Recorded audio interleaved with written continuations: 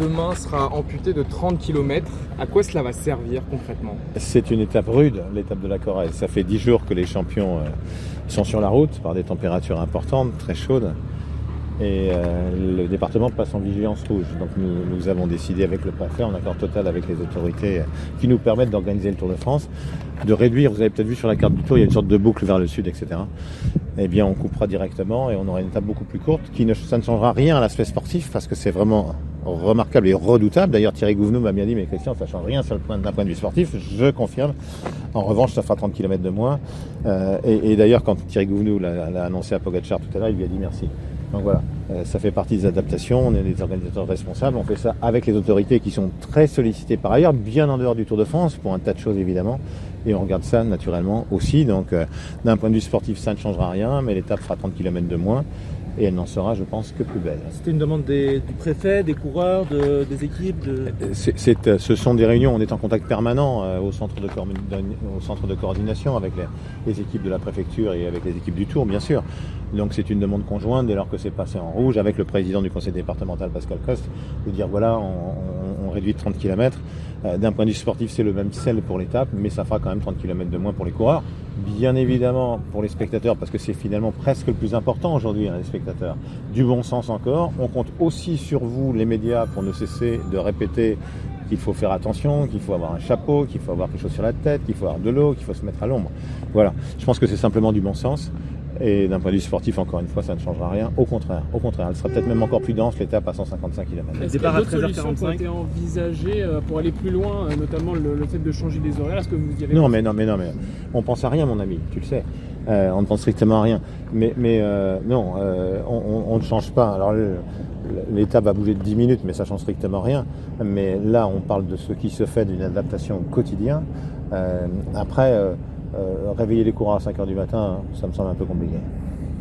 Et la caravane? Même si ça arrive pour les contrôles antidopage. Et pourquoi pas de restriction sur la caravane pour le public? Il n'y a pas de demande spécifique du préfet. La caravane est un atout. En fait, on a vu la caravane toujours comme un élément d'animation.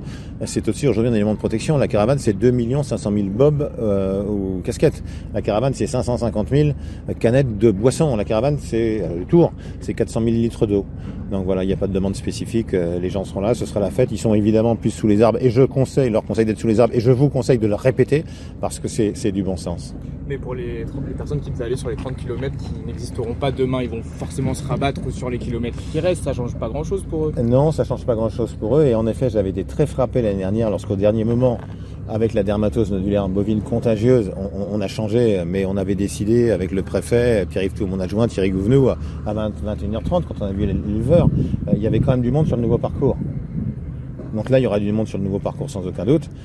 Et puis on essaiera de faire en sorte que des communes magnifiques comme Collonges-la-Rouge soient quand même, par le miracle de l'hélicoptère, sur la retransmission télé. Un mot juste des coureurs, vous échangez avec eux tous les jours. Qu'est-ce qu'ils vous disent, eux, de la chaleur? Comment ils le vivent là, sur cette première semaine qui a été éprouvante? On n'a pas de demande des coureurs. Il faut bien que vous ayez ça en tête. Hein. J'entends et je lis des choses. Vous ne les inventez naturellement pas. Mais on n'a pas de demande. Au contraire, Thierry Gouvenou a des messages de coureurs qui disent merci, etc. Les équipes formidables, adaptées incroyablement. Il faut bien voir que tous les jours, on donne quand même 450 kilos de glace, par exemple, aux équipes. C'était 350 avant. Il faut bien voir que nous avons 3 motos fraîcheurs, là où nous n'en avions qu'une seule avant, avec un nouveau véhicule, une nouvelle camionnette pour en avoir davantage et que les allers-retours entre la moto qui donne les bidons aux coureurs et la camionnette soient plus fluides. Donc il y a tout un tas et puis les ravitaillements. Il y a tellement de ravitaillements. En théorie, dans un ravitaillement, on n'a pas le droit, une voiture d'équipe ne peut pas aller vers son coureur puisqu'il y a une zone de ravitaillement. Et on fait respecter ça scrupuleusement. Je peux vous dire que je me gourre en permanence. Pourquoi? Parce que c'est une immense zone de ravitaillement du kilomètre 10 au kilomètre, jusqu'à 10 km de l'arrivée, alors qu'en théorie, c'est les 30 premiers kilomètres, les 20 derniers, et on respecte ça. Là, il y en a partout. Mais les équipes s'adaptent formidablement, ça c'est sûr. C'est historique, c'est la première fois que vous réduisez une étape pour la canicule, pour des raisons météo. Est-ce qu'il y a le sentiment quand même qu'on est rentré dans une nouvelle ère et que cette épée de Damoclès, ça va être là sur le Tour de France? Faut laisser le mot historique à des choses qui en valent le coup. L'histoire, c'est autre chose. Et l'histoire, on la croise parfois. Et on la croise pas avec 30 km de moins sur la route du Tour de France. En revanche, bien évidemment que le réchauffement climatique, le dérèglement climatique existe. Maintenant, on ne sait absolument pas le temps qu'il fera le 14 juillet 2032. On n'en a aucune idée. Il fera peut-être très froid.